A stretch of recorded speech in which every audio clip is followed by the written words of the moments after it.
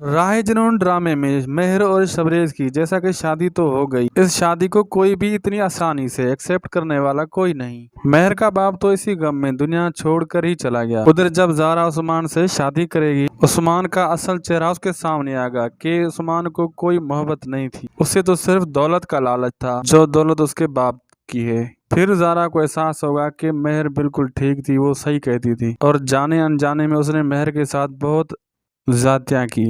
इसके बाद वो मेहर से माफी मांगेगी। उधर शबरेज की भाभी मेहर को समझाएगी, जैसा तुम शबरेज को समझती हो वैसा बिल्कुल वो नहीं। शबरेज बहुत शरीफ और अच्छा इंसान है, वो तुमसे ज्यादा मोहब्बत करता है, वो तुम्हारी मोहब्बत की वजह से मौत के मुंह से वापस आया है। उसके बाद शबरेज बहुत कोशिश करेगा मेहर के दिल में जगह बनाने की। हो सकता है मेहर के दिल में वो इज्जत और मकाम वो हासिल कर ही ले। कौन कौन मेहर और शबरेज को एक साथ देखना चाहता है, कमेंट में जरूर राय दीजिए अपनी, और वीडियो अच्छी लगी तो लाइक करना ना भूलिए।